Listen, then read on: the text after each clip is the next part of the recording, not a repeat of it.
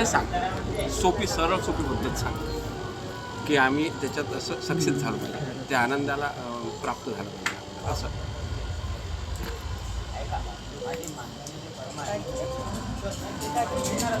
नाही, काय आहे की म्हणजे तुम्ही तर संसारात राहता ना, तर तुम्हाला कसं आहे की म्हणजे कितीही आता पहा, प्रत्येकानेच गुरुमंत्र घेतलेला असतो हां, आणि आपल्या मंत्रावर आपल्या गुरूंवर अगदी संपूर्ण विश्वास ठेवायचा.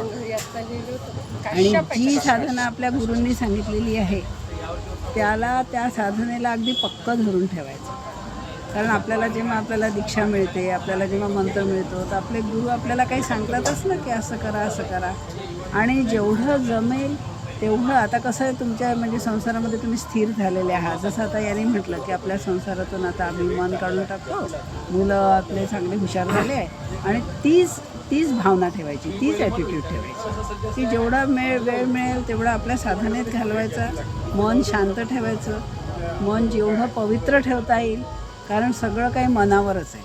म्हणजे हेच मन आपल्याला संसारात ओढतं आहे आणि हेच मन आपल्याला ईश्वराकडे घेऊन जातं.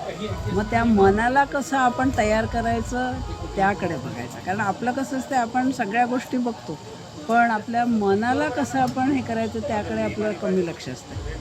तर त्याच्यामुळे कसं असतं की आपल्याला जे आपल्या गुरुनी, कारण सगळ्यांचे मार्ग वेगवेगळे असतात, आपले म्हणजे पद्धती वेगळी असते, तर आपल्याला ज्या मार्गावर चालायचं त्या मार्गाला अगदी पक्क धरून टाका. आणि कसं असतं माहिती आहे का, जेव्हा आपल्या मनाची तयारी होते ना त्यावेळेला आपोआपच आपल्याला पुढचं मार्गदर्शन मिळतं. इकडे तिकडे शोध घ्यायला जायची आवश्यकता. तुम्ही बघा ना, सगळे जे मोठे मोठे संत महात्मे झालेले आहेत त्यांच्या जीवनात पण तुम्ही बघा की गुरु स्वतः त्यांच्याकडे आलेले आहेत, त्यांना स्वतःला मार्गदर्शन मिळालेलं आहे.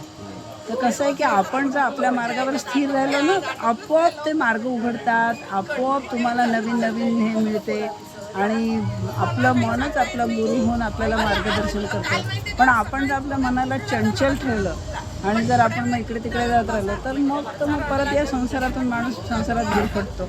तर जेवढं स्वतःला वेगळं करता येईल.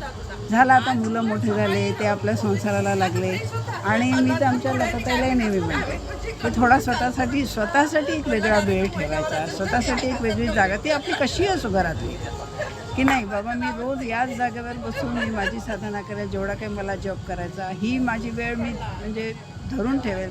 5 मिनिट असो, 2 मिनिट असो, 10 मिनिट असो, पण त्या वेळेला मी ठीक त्या जागेवर बसून मला माझ्या गुरूंनी जी सांगितलेलं आहे तीच मी साधना करेल, आपल्या मनाला शांत ठेवण्याचा प्रयत्न करायचा. आणि हळूहळू मग बघाल ना, तुम्हाला स्वतःलाच कळेल की आपल्याला कसं काय करायचं. चांगल्या माणसांचा सहवास, चांगली पुस्तकं वाचणं, चांगले विचार, या सगळ्या गोष्टी आवश्यक असतात ना संसारामध्ये. आता हा जो आहे आपलं हे जीवन साधारण आहे, आपण एकदम साध्या माणसासारखं जगतो. पण हे जे षडरिपूपासून आपल्याला वाचायचं आहे, तर त्याच्यासाठी काय मार्ग आहे? षडरिपूपासून वाचण्याचा तोच मी सांगितलं ना की या कलियुगामध्ये सगळ्यांनी सांगितलं की नाम महात्मा, ईश्वराला धरून ठेवा, जेवढं जमेल तेवढं पहा. श्रद्धेने केलं, मनापासून केलं तर मग तर प्रश्नच नाही. पण तसंही जरी आपण नाव राहिलो, आता ते म्हणतात ना की बाबा अजामिळींनी मुलाचं नाव घेतलं आणि त्याला तर नामाभास म्हणतात, म्हणजे ते तर खरं देवाचं नावही घेतलं नाही, त्याने आपल्या मुलाला हाक मारला, पण झालं ना त्याचं काम. देव काही असं बघत नाही की तू मला, बिचारा देव खूप दयाळू असतो, पण आपण कसं त्याच्या दयेचा मार्ग आपण त्याला तो मोकळाच करू देत नाही. आणि आपल्या स्वतःचा अहंकार, आपल्या स्वतःचे विचार, आपला स्वतःचा मीपणा, आपल्याला काय वाटतं की मी माझ्या कर्तृत्वावर, माझ्या याच्यावर मी देवाला मिळते. पण देव म्हणतो की नाही, तू जेव्हा सगळं सोडून देशील आणि मला म्हणजे तुझी शरणागती जेव्हा पूर्ण आहे तेव्हा तू बघशील की मी तुझ्याजवळच आहे. पण आपणच देवापासून म्हणजे देवाला आपण दूर करतो. तर जसं आता षडरिपू तर आहेतच. अरे साधू संतांच्या जीवनातही सगळे आहे ना, काम, क्रोध, लोभ, मद, मोह सगळं काही येतेच ना माणसाच्या जीवनामध्ये. पण तेच ईश्वराला धरून ठेवायचं.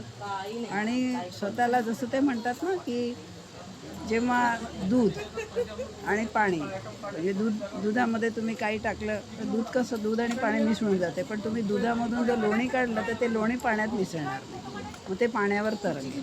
तसं मन कसं आहे, मन जर तुम्ही चंचल ठेवलं तर ते मन संसाररूपी पाण्यामध्ये मिसळून जाईल आणि तुम्हाला वेगळी करता येणार नाही. पण साधना करून करून मनाला असं थोडंसं, आणि यात मी सगळ्या विशेष करून बायकांनाही सांगते, काय होतं स्त्रियांचं विशेष करून खूप संसारामध्ये गुरफटलेले असतात ना. जसं आता आमचे अण्णा होते, त्यांनी खूप साधना केली. तुम्ही तर सगळ्यांनी बघितलं, सकाळी उठायचे, करायचे, आई त्यांना मदत करायची. आता म्हातारा झाल्यावर जर तुम्ही बायकांना किंवा म्हणजे आमच्या आईला म्हणा की तू अण्णांसारखा तू नेहमी जॉब करत राहा. आता तिने तर सगळं जीवन त्याच्यामध्ये केलं ना, सेवेमध्ये, कष्टामध्ये. आता तुमचंही सगळ्यांचं तसंच आहे ना.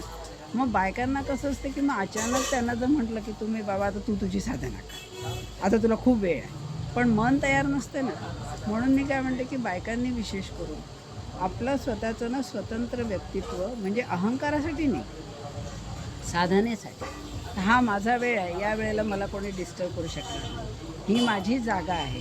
म्हणजे हळूहळू काय बाकीच्या लोकांनाही कळतं की नाही बाबा या वेळेला हिला आईला डिस्टर्ब केलेलं चालणार नाही किंवा हिला केलेलं काम सांगितलेलं चालणार नाही. म्हणजे स्वतःचं कसं एक स्वतंत्र व्यक्तित्व तयार करायचं, जेणेकरून म्हणजे ते चांगलं व्यक्तित्व, अहंकाराचं नाही, की जेणेकरून काय होईल की घरच्या लोकांनाही समजेल, आजूबाजूच्या लोकांनाही समजेल. नाही तर बायकांचं कसं असतं की 4 वेळा त्यांना उठावंच लागतं, हे दे ते दे, ते कर ते कर.